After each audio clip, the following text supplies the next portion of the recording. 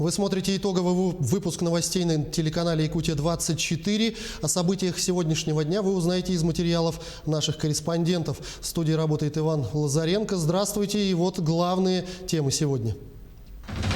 Текущая эпидемиологическая ситуация в регионе рассмотрена сегодня на селекторном совещании главы республики Айсена Николаева с главами муниципальных образований и городских округов.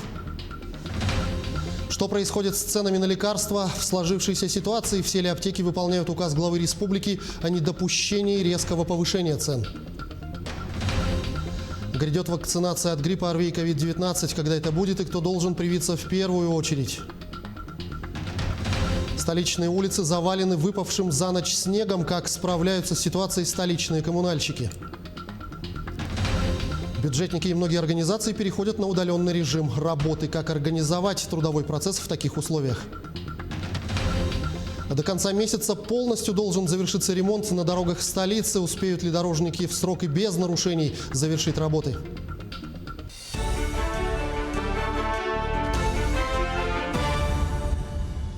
На 13 октября выявлено 122 новых случая COVID-19, в том числе Якутск 79 случаев, Мирнинский и Нюрбинский районы по 5 случаев, Горный и Сунтарский по 4, Вилюйский, Мегинокангаласский, Нерюнгринский, Таттинский по 3 случая, Алданский, Амгинский, Момский, Аймиконский, Хангаласский по 2, Усть-Майский, Алданский, Усть-Майский, Чурапчинский по 1 случаю. Летальных исходов от COVID-19 за сутки 2. За сутки лабораториями республики проведено 2525 исследований на коронавирус. Всего с начала пандемии отработано 533 946 тестов. Текущая эпидемиологическая ситуация в регионе рассмотрена сегодня, 13 октября, на селекторном совещании главы республики Айсена Николаева в режиме видеоконференции с главами муниципальных образований и городских округов. Илдархан сообщил о введении в республике дополнительных ограничительных мер. Сейчас в регионе наряду с распространением коронавируса наблюдается одновременный рост заболеваемости сезонным ОРВИ и гриппом. В силу разных причин сразу определить точный диагноз сложно. В связи с этим принято решение о том, что если один из членов семьи заболевает ОРВИ, то на 14-дневную самоизоляцию обязана уходить вся семья. Работающие члены семьи переводятся на удаленную форму работы или оформляют отпуск с сохранением рабочего места. К работодателю, препятствующему этому, будут применены административные меры. Все чаще в социальных сетях среди населения распространяется информация о завышении цен либо отсутствии необходимых препаратов для лечения и профилактики гриппа, а также коронавирусной инфекции. Ранее в апреле этого года президент России Владимир Путин подписал поправки об административной ответственности за завышение цен на лекарства. Ранее были приняты поправки, согласно которым в условиях чрезвычайных ситуаций или при возникновении угрозы распространения опасного заболевания правительство России вправе установить предельные отпускные цены и надбавки на лекарственные препараты. Наша съемочная группа совместно с активистами Общероссийского народного фронта провела проверку в ряде аптек города и республики на предмет продажи противовирусных препаратов, а также мониторинг цен. Противовирусных лекарств альбедол, ингаврин в большинстве аптек нету. И в некоторых аптеках увидели, что ценники различаются от продавщицы, который говорит в компьютере, и который на прилавок выставлены. Поэтому нужно сосредоточенно, нужно подходить к этому вопросу ценообразования. И увидели, что да, у ртутных термометров аптека отсутствует. Конечно, такой скачок цен может вызвать недовольство у населения, а отсутствие большинства препаратов и вовсе вызвать панику. Но следует сказать, что такая картина наблюдается у частных аптек, а в медицинских организациях республики все лекарства по борьбе с коронавирусом и другими вирусными болезнями доставлены. Запаса хватает от 1 до 3 месяцев. Для оказания стационарной помощи медицинские организации закупают лекарственные препараты самостоятельно за счет финансовых средств обязательного медицинского страхования. В то же время для создания резерва лекарственных препаратов Министерством здравоохранения Республики закуплено лекарственных препаратов на сумму более 69 миллионов за счет резервного фонда правительства республики и иных источников. и запас лекарств, в том числе для лечения амбулаторных пациентов с подтвержденным диагнозом новой коронавирусной инфекции. Лекарственные препараты распределены во все медицинские организации, в том числе в отдаленные и труднодоступные населенные пункты. Вакцину «Спутник В» могут начать широко применять в России к началу ноября. В первую очередь производство вакцины будет нацелено на покрытие спроса в России. Также российская сторона надеется, что отечественная вакцина на Ближнем Востоке будет одобрена в ноябре. На данный момент «Спутник В» является первой вакциной в мире с точки зрения одобрения и проявленного к ней интереса. Между тем, Минздрав России расширил список лиц, подлежащих вакцинации от гриппа. В перечень добавили работников сферы предоставления услуг, вахтовиков, сотрудников правоохранительных органов и пограничников, сотрудников социального обслуживания, МФЦ и госслужащих. В Якутии наблюдается рост заболеваемости ОРВИ. Специалисты говорят, что это характерно для текущего периода. Сезонный рост связан с формированием организованных коллективов детей. Такова информация Управления Роспотребнадзора по Якутии. По данным лабораторного мониторинга, на территории республики циркулируют вирусов непознанной этиологии. Вирусы парагриппа, аденовирусы, РС-вирусы. Напомню, что в регионе продолжается прививочная кампания против гриппа. По состоянию на вчерашний день вакцинацией охвачено более 355 тысяч жителей республики, что составляет почти 37% населения. Северо-Восточный федеральный университет полностью переходит на дистанционное обучение. Оно продлится с 14 октября по 1 декабря этого года. Соответствующий приказ подписал ректор университета Анатолий Николаев в связи с ухудшением эпидобстановки. Напомню, с начала учебного года из-за пандемии традиционный формат обучения был организован только для первокурсников учебного заведения. Обучение для остальных курсов проводилось с применением дистанционных технологий. Сегодня в СВФУ обучается порядка 20 тысяч студентов, 4 тысячи из них – это первокурсники. Для проведения дистанционного обучения студентам предоставляется возможность работать на нескольких онлайн-платформах. Самая популярная из них – это Zoom. Те, кто имеет доступ к интернету, теперь смогут уехать в районы. Для оставшихся в общежитии студентов будут действовать строгие ограничительные меры. Первокурсники у нас с осени обучались очно, потому что их надо было научить, чтобы они посмотрели, первокурсники, как работает система образования высшего учебного заведения университета. И мы их научили, загрузили все данные их в портал. И сейчас уже у студентов есть возможность уже обучаться дистанционно. Они свои логины, пароли, личные кабинеты получили, где хранятся их материалы образовательные. Это делается во благо сохранения здоровья и студентов, и преподавателей наших. В некоторых населенных пунктах, мы сами понимаем, связь с интернетом не очень-то и хорошая. Есть такие населенные пункты у нас. И по просьбе самих студентов, по заявлениям, мы будем оставлять их в общежитиях, чтобы они жили в общежитиях, обучались дистанционно.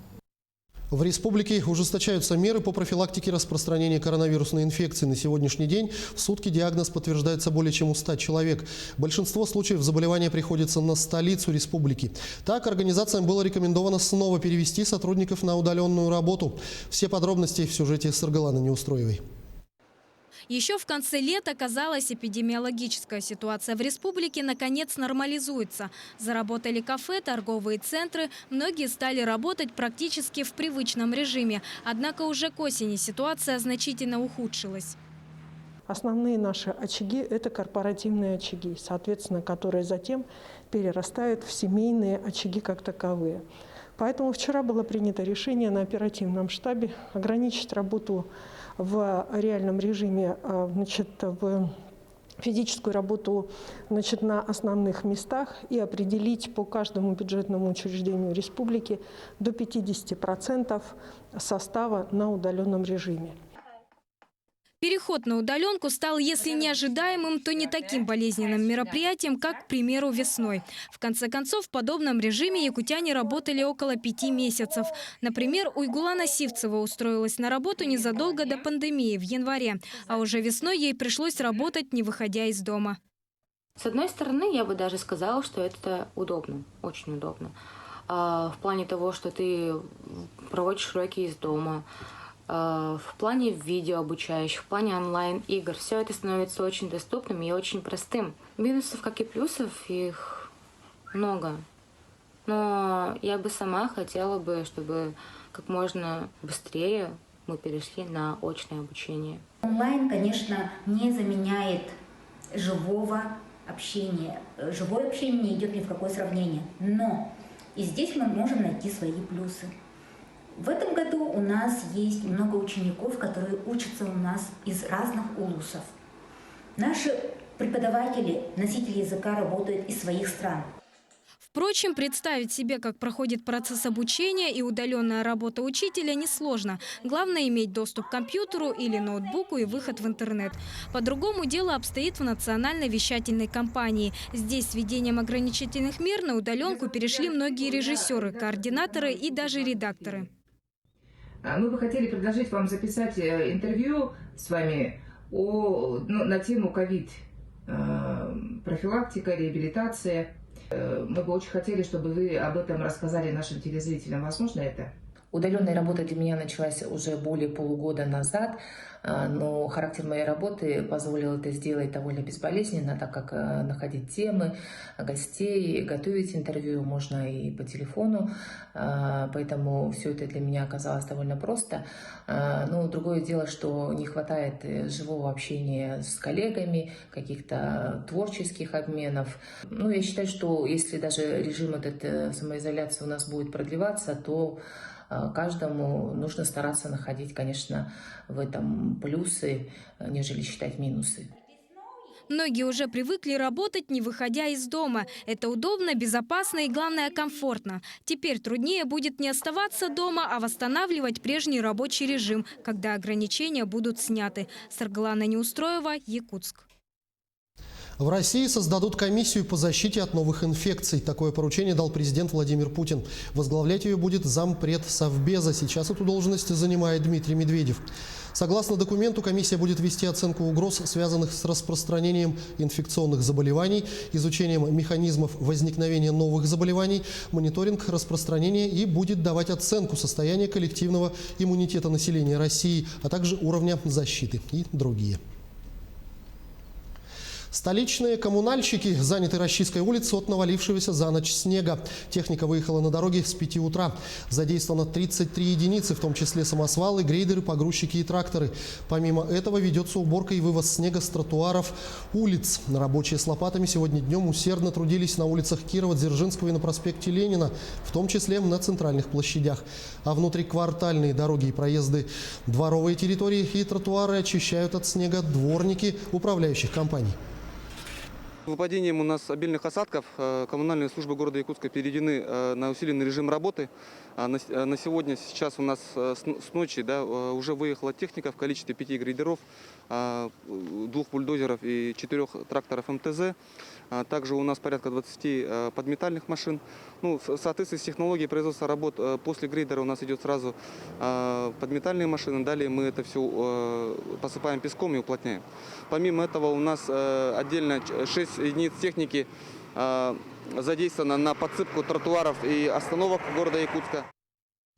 Тем временем сезон ремонтных работ на дорогах столицы подходит к концу. На всех объектах, которые попали под национальный проект «Безопасные и качественные автомобильные дороги», основные работы завершены. До 31 октября дорожники должны облагородить прилегающие территории, обустроить тротуары, установить дорожные знаки и освещение. Не обошлось и без нарушений. Подробности в материале Александра Хавренко. На участке улицы Кеши-Алексеева, как говорят дорожники, действительно, да, основные работы по укладке полотна дороги закончены, осталось обустройство прилегающих территорий. Но сейчас мы видим классику жанра для Якутии. Идет обустройство тротуара, на тротуар также кладется асфальт, а на улице идет снег. Первыми внимание на нарушение технологий обратили представители Общероссийского народного фронта, которые из года в год контролируют качество выполнения ремонтных работ на дорогах. Без термометров, без замеры температуры, нет ни одного акта, нет ни одного журнала производства работ. Говорят, все нормально, так должно быть. С утра у нас был маленький инцидент. Были представители ОНФ. Получается, приостановили работу по укладке асфальта. Сейчас основание готовим. Отсыпали сухой смесью, продули. То есть основание готово и буквально 200 метров осталось. Заканчиваем. Всего же в этом году в рамках нацпроекта «Безопасные и качественные автомобильные дороги» в Якутске должны быть отремонтированы 28 объектов. И всех интересует вопрос, успевают ли дорожники закончить работы к сроку. Да, у нас все контракты до 31 октября успеваем. На этой неделе начинается у нас рабочая комиссия по принятию объектов. Планируем начать с пригородов. Это Хатас, Табага, Маган и Кангалас. Принимаем и все. В Якутске тротуары осталось уложить на улицах Кеш-Алексеева, Лонгинова, на разворотной площадке на улице Ларионова, а также на 2 заездах на Хатнюрявском шоссе. Наш телеканал обязательно примет участие в работе комиссии, и о качестве ремонта на дорогах мы расскажем нашим зрителям. Александр Хавренко, Юлус Иннокентьев, Якутск. Сейчас короткая реклама. Смотрите далее на канале Якутия-24. Владимир Путин встретился с генеральным директором Алроса Сергеем Ивановым. Что обсуждали на встрече и какие решения были приняты? Грозит ли столице региона мусорный коллапс? Оператор полигона твердых бытовых отходов «Жилкомсервис» сообщил, что приостанавливает прием мусора от регионального оператора Якутской Осетии из-за огромных долгов.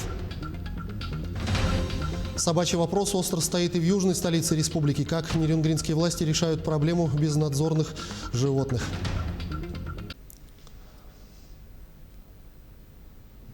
Это итоги дня. Мы продолжаем программу. Президент России Владимир Путин в понедельник в Москве встретился с генеральным директором Алроса Сергеем Ивановым. На встрече обсудили вопросы функционирования компании во время пандемии коронавируса. Президент отметил, что ювелирная отрасль оказалась в сложном положении и поинтересовался перспективами. По словам Иванова, с марта 2020 года компания совместно с руководством Якутии и другими органами были приняты меры по ограничению распространения коронавируса. Подготовили медицинскую инфраструктуру к поступлению первых пациентов. Компания инвестировала за время пандемии уже более 800 миллионов рублей в мероприятия, связанные с поддержкой медицины и здоровья сотрудников. Иванов также подчеркнул, что Алроса продолжает оставаться мировым лидером по добыче алмазов.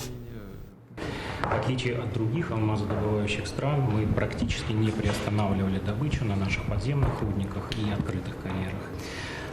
Что касается инфраструктурных проектов, хотел бы, Владимир Ильич, поблагодарить вас за то решение, которое было принято несколько лет назад по строительству нового аэропорта в городе Мирный. Мы вышли на модель, при которой аэродромную инфраструктуру финансирует федеральный бюджет, а аэровокзальный комплекс, ТЗК, сети финансируются за счет компании. Это хороший пример такого частно-государственного партнерства, где мы примерно пополам вкладываем с федеральным бюджетом. Мы также сейчас занимаемся газификацией наших северных городов, в первую очередь города Удачный. Это позволит нам перейти с дорогой электроэнергии на собственную газовую генерацию и повысить энергоснабжение, энергобезопасность наших северных районов. Продолжаем обсуждать главные события дня. Итак, Минфин предложил продлить программу ипотеки под 6,5% на 2021 год. Ведомство подготовило соответствующий проект постановления. Предлагается увеличить и общую сумму кредитов, которые могут быть выданы по программе с 900 миллиардов до 2,8 триллиона рублей. Объем выдачи ипотеки в сентябре достиг почти полутриллиона рублей. Согласно этой программе, запущенной в апреле как антикризисная мера, бюджет субсидирует ставки по ипотеке на новостройки до уровня не свыше 6,5%. Ряд банков, участвующих в программе, предлагают ставки еще ниже. Изначально условия программы предлагали первоначальный взнос не менее 20% от стоимости жилья, однако с начала августа первоначальный взнос понижен до 15%. Якутия получит почти 9,5 миллионов рублей на жилье для ветеранов Великой Отечественной войны. Всего регионам России правительство страны выделило более 1 миллиарда рублей на эти цели. Соответствующее распоряжение подписал премьер Михаил Мишустин. Деньги поступят в 65 регионов. Дополнительное финансирование поможет переехать в новую квартиру 607 ветеранам, вставшим на учет для улучшения жилищных условий. Мусорная проблема в Якутске обостряется. Вчера оператор полигона твердых бытовых отходов «Жилкомсервис» сообщил, что приостанавливает прием мусора от регионального оператора Якутской Осетии. С утра мусоровозы регоператора вышли на линию, но на полигон их действительно не пустили. Машины, загруженные мусором, простаивают, и если сегодня вопрос не решится, то завтра мусор в столице просто некому будет вывозить. Региональный оператор с суммой своей задолженности не согласен и считает, что появилась она из-за из-за того, что Жилкомсервис применяет максимальный коэффициент уплотнения мусоровозной техники, превышающий тарифные источники в 3 раза. Если региональный оператор примет позицию Жилкомсервис, то это неминуемо повлечет за собой и увеличение тарифов за услуги по обращению с твердыми коммунальными отходами для населения и организаций в 3 раза. Что мы не согласны с этими мерами, поскольку в период распространения коронавирусной инфекции это недопустимо. И готовы это все рассматривать в гражданско-правовом поле, в гражданско-правовом порядке. В свою очередь, встречные действия регионального оператора были следующие. Мы ежедневно направляем не менее 100 тысяч ежедневно по захоронению, по объемам захоронения, до урегулирования споров в суде. Это у нас получается по году мы заплатили больше 20 миллионов рублей. Текущая задолженность, которую мы не оспариваем, это тоже чуть больше 20 миллионов, но это связано опять же с поступлениями. Тема содержания бездомных собак в Нерюнгринском пункте передержки животных продолжает оставаться одной из самых острых. Сегодня стоит вопрос о расширении пункта или создании приюта. По этому поводу в Нерюнгре прошло уже 2 заседания комиссии. Были ли приняты их конкретные решения по итогам заседаний, расскажет Екатерина Павлова. Напомним, в городе Нерюнгри в этом году впервые появился пункт передержки собак. Сегодня он может принять не более 60 животных. Между тем, потребность территории в разы выше. Чтобы охватить все заявки на отлов и принять животных, необходимо увеличение помещения, вольеров, территории для выгула и ветеринаров для проведения всех необходимых процедур. Для решения этих вопросов была создана рабочая группа, которую возглавляет Александр Пьяников, председатель постоянной депутатской комиссии по социальным вопросам. Однако попытки обсудить ситуацию на комиссии с депутатами, руководством пункта передержки и зоозащитниками оборачиваются эмоциональными высказываниями и взаимными упреками. Какие тудыщики? Они просто тудыки. Где комната ветеринара обещанная? И каждый раз, что кто-то что-то будет выискивать весь негатив. Значит, определить руководителя группы волонтеров, тот, кто будет отвечать за всех. Определить часы какие-то, чтобы мы знали, что сегодня посещает кто-то. Определить конкретно, какой вид деятельности вы будете выполнять, эти волонтеры. Не просто прийти в 12 часов и по клеткам кашу раскидать. В пункте передержки в неделю проводится 1 операция по кастрации и стерилизации, хотя требуется большее число операций. После данной процедуры собаки должны выпускаться в естественную среду обитания, но в силу отсутствия необходимого количества операций этот вопрос пока остается открытым. Сложилась критическая ситуация, выходом из которой станет только строительство приюта, который бы располагался вдали от жилых домов, имел бы достаточную территорию для выгула животных и для карантинных помещений. Рабочая группа ведет процесс рассмотрения всех вопросов по данной проблеме, проводя заседания одно за другим. Сейчас мы выяснили, что нам нужно быстро делать. Это поиск, это идти в район, поговорим с главами или заместителями глав. И потом уже определимся, когда это будет выноситься на комиссию. Предлагаю, конечно, со своей стороны депутатов собрать все-таки дополнительную комиссию. На эту комиссию пригласим, если нужно будет кого-то. А так, у меня весь материал есть, я общался со всеми участниками процесса. В принципе, все для комиссии все готово. Все, что нужно, я могу донести до депутатов самостоятельно. Если что, конкретно вас, всех, кто здесь участвует, я приглашу. Решение вопроса создания приюта сегодня лежит в плоскости объединения усилий города, района, руководителей пункта передержки, ветеринаров и волонтеров. Екатерина Павлова, Захар Головин, Нерюнгри. Тотальный диктант в Якутии впервые пройдет сразу в 3 форматах – очно, онлайн, а также под трансляцию на официальном сайте проекта. Участники смогут написать его от руки и после сдать на проверку. Акция проводится ежегодно для всех желающих. Впервые она прошла в 2004 году. Главная цель мероприятия – показать, что быть грамотным важно для каждого. Убедить, что заниматься русским языком нелегко, но увлекательно и полезно. И объединить всех, кто умеет или хочет писать и говорить по-русски. 5-й юбилейный международный фестиваль народной песни «Добровидение» в Санкт-Петербурге собрал более 100 участников из Москвы, Читы, Омска, Японии, Сербии и Молдовы. Идея проведения фестиваля принадлежит певцам и общественным деятелям Иосифу Кобзону и Валентине Терешковой. Из-за ограничений по пандемии фестиваль «Добровидение» прошел в формате онлайн. Единственными зрителями концертных номеров стали медики Санкт-Петербурга. Музыкальную культуру народа Саха на фестивале «Добровидение» представили вокальный ансамбль ансамбли из Амгинского района и Якутска. Помимо фестиваля, якутяне приняли участие в записи программы Первого канала «Играй гармонь».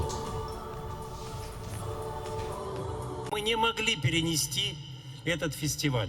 Прежде всего потому, что в этом году мы его запланировали и проводим как фестиваль, посвященный великой победе наших отцов и дедов, 75-летию Победы. Переносить это было невозможно. Вот во время вот этой пандемии мы этот фестиваль посвятили подвигу наших врачей, которые спасают жизни наших и петербуржцев, и граждан всей страны и всего мира, находясь практически во фронтовых полевых условиях. В Санкт-Петербург мы приехали в первый раз в составе нашего коллектива из разных организаций, представители, медики, бухгалтера, экономисты, все любители, которые приходят в вечернее время после работы, приходят 2 раза в неделю заниматься от чувства любви к песне, к народной песне, к классике, к композиторской музыке. И мы приглашаем всех желающих приходить в такие коллективы, как наш Юрийский Анагор, «Мелодии узора». Такими оказались итоги дня сегодняшнего. Наши корреспонденты продолжают следить за развитием ситуации. До встречи в эфире.